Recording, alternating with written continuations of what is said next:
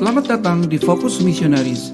Sebelum menonton video ini, jangan lupa ya subscribe dan klik lonceng untuk video berikutnya. Terima kasih.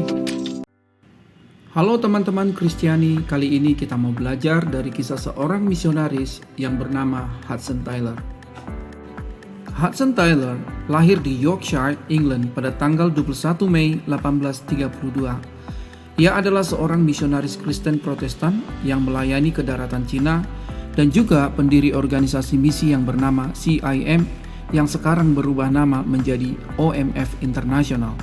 Ayahnya bernama James Taylor yang bekerja sebagai ahli kimia dan juga seorang pengkhotbah metodis dari kalangan awam, sedangkan ibunya bernama Amelia.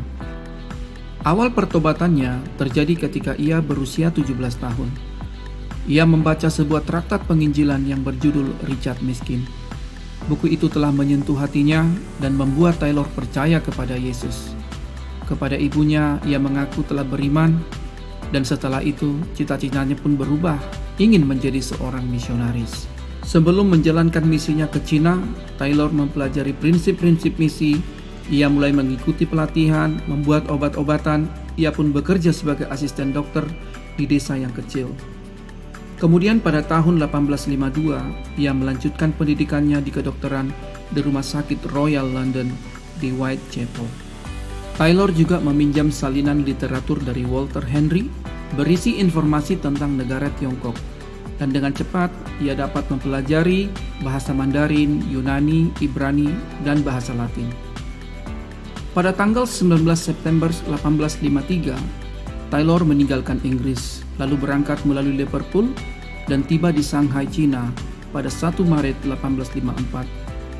Setelah tiba di Cina, ia langsung dihadapkan dengan perang saudara, membuat tahun pertamanya di sana menjadi sangat kacau. Taylor tinggal 51 tahun lamanya di daratan Cina. Selama hidupnya, 11 kali ia pulang pergi ke Inggris dalam rangka pengobatan dan memobilisasi gereja-gereja di Eropa.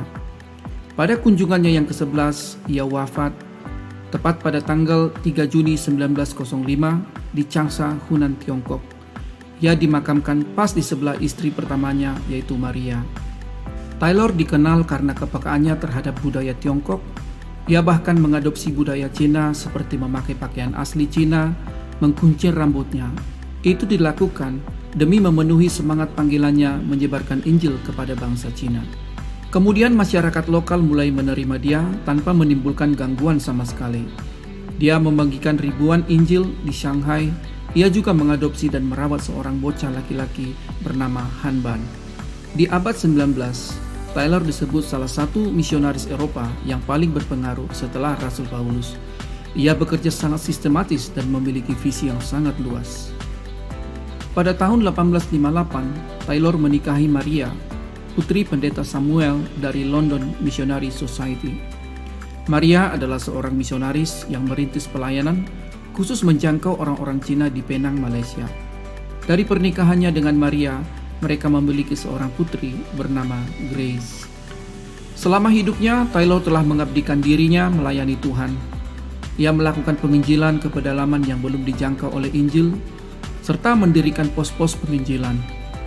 Taylor juga mengabarkan Injil dalam beberapa jenis bahasa di Cina, termasuk bahasa Mandarin, Xiangzhou, dialek Wu, dan Shanghai dan Ningbo. Ia juga mendirikan 125 sekolah, mendirikan 300 lapangan kerja diperuntukkan kepada pekerja lokal yang berasal dari 8 provinsi.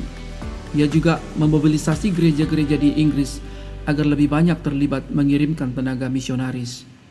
Ia juga membawa lebih dari 800 misionaris ke daratan Cina, menerjemahkan Injil dengan bahasa setempat, dan memenangkan banyak jiwa kepada Yesus.